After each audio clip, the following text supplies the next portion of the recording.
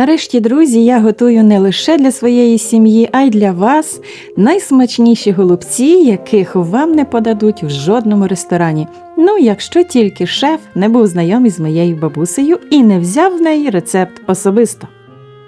В цьому відео поділюся всіма секретами, якими володіла бабуся і які передала мені. Тож вмощуйтеся зручненько, а я тим часом спускаюся в погріб, щоб дістати заквашені головки капусти, які я завбачливо і вже звично закладаю при заквашуванні січеної капусти восени. Хто з вас теж так робить, поставте плюс в коментарях. Головки капусти заквашуються в отому соці, який виділяє січена капуста. Головки беру невеликі, аби голубчики вийшли маленькими і апетитними. Хоч і часу на це піде дещо більше, але воно того варте. Розбираю головки на окремі листки. Робити це легко, листя не рветься, адже воно квашене.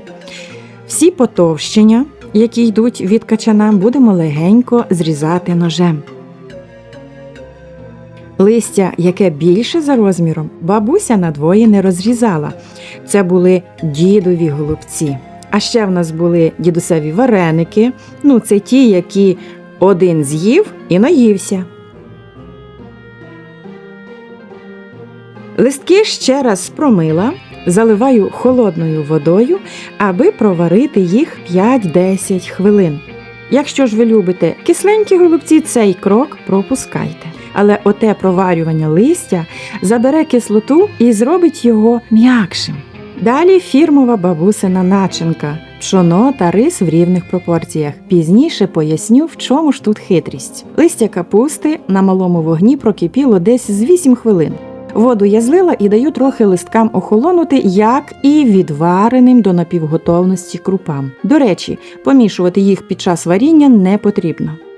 Тим часом готуємо засмажку з цибулі та моркви, додавши 2 столові ложки олії. Смажити буду до легкого зарум'янення овочів, адже вони потім ще будуть готуватися в голубцях, і цибуля з морквою мають максимально збережений сік та колір віддати начинці. Я пропустила важливий нюанс, можливо, хтось ще не знає. Пшоно і рис потрібно ретельно промити гарячою водою перед приготуванням. В нас все готове для змішування. Начинку солимо та перчимо, тут важливий нюанс – робити все на смак. Почніть з чайної ложки солі, а далі можна досолити. Але пам'ятайте, що сіль в рецепті будемо використовувати тричі – в начинку, до м'яса і до соусу. Бабуся ніколи не давала більше 1-2 яєць, це залежало від порції. Вона не любила голубців з кам'яною начинкою. Навпаки, був ще один секрет бабусі – склянка молока. Його дуже любить пшоно, голубці стають ніжними, соковитими, а завдяки поєднанню пшона, рису і молока ще й незабутніми на смак. І ось тут маємо ще один важливий складник цієї страви – м'ясо, але не просто, а з ребрами. І ще й добрячим прошарком жиру, який при тушкуванні голубців перетвориться в насичену, смачну і поживну юшку. Тож відділяємо кожне реберце окремо, а в мене шматок з багатьма прошарками, то я розрізала їх ще надвоє.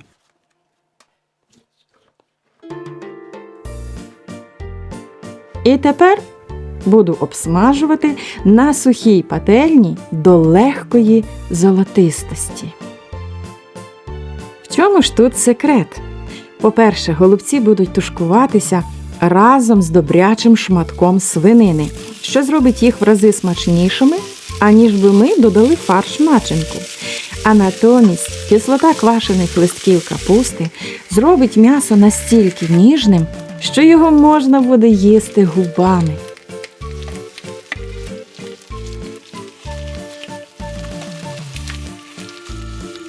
Тим часом дно каструлі бабуся вистеляла листям капусти. Це вбезпечить самі голубці від пригорання, бо ж тушкувати ми їх маємо не менше години.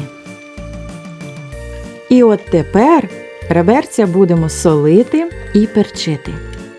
І поки я буду формувати голубці, м'ясо пройде приправами. Страва трудомістка, тому бабуся готувала її лише перед великими святами. Коли була свіжина, дідусь сам відрізав шматок свинини і ніс до кухні. То на голубці. Та й піч розпалювали, бо ж пекли паски перед Великоднем, хліб та калачі перед Різдвом. Тоді і готувалися голубці на ребрах, які довго умлівали в печі. І ще один цікавий крок.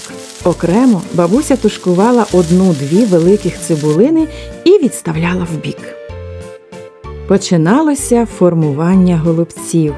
Страва цікава, але дуже відповідальна.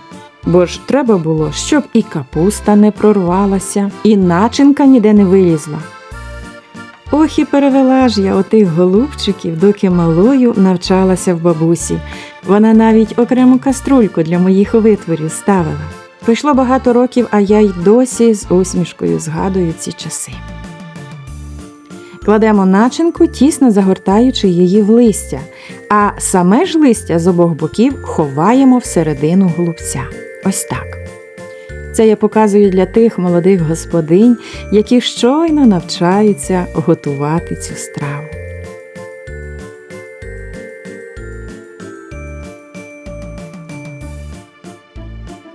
Начинки кладемо небагато. Під час тушкування вона буде збільшуватись. Ми ж крупу відварили лише до напівготовності.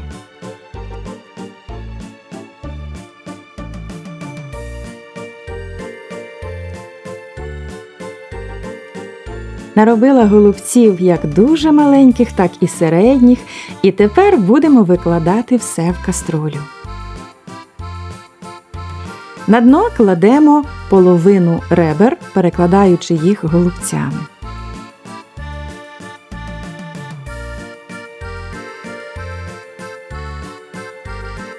Голубці вкладаємо щільно. Зверху викладаємо другу половину м'яса. І от тепер засипаємо тією тушкованою цибулею. М'ясо буде віддавати сік, змішуючись із соком цибулі, буде стікати до самого низу і насичувати м'ясним смаком голубці. Вливаю трохи води, але не до самого верху. І на завершення добра склянка мого домашнього кетчупу з помідорів, цибулі та солодкого перцю. Це я так роблю. А бабуся ж брала 2-3 столових ложки густої томатної пасти, столову ложку цукру, чайну ложку солі, розводила трохи водою і заливала голубці. В хід йшло навіть те листя, яке залишалося. Ним бабуся запечатувала страву і ставила в піч. Доки готуються голубці, трохи відволічемося і напишемо в коментарях, хто які голубці готує. І так зможемо обмінятися рецептами цієї смачнющої страви. А ще ви пишете, що відчуваєте аромат моїх страв через екран. Запах цієї страви просто нереальний. Це аромат передсвяткових приготувань, метушні, диму з печі, аромат соковитого м'яса, капусти і золотого пшона. Бабуся подавала до столу на великій тарілці. По центру м'ясо, а навколо маленькі тугенькі голубчики. Я знаю, любі, що ви готували голубці сотні разів, але чи куштували ви їх за ось таким рецептом? Вже незабаром буде можливість приготувати їх до Великодня. Друзі, цей рецепт для мене дуже особливий. Це частинка мого дитинства. А які страви готували ваші бабусі перед цим великим святом? Діліться своїми сімейними традиціями в коментарях. Український кулінарний ютуб-канал «Кухня як релакс» дякує кожному за теплі слова підтримки, за відновлення та збереження нашої кухні та наших українських традицій. До нових відеорецептів!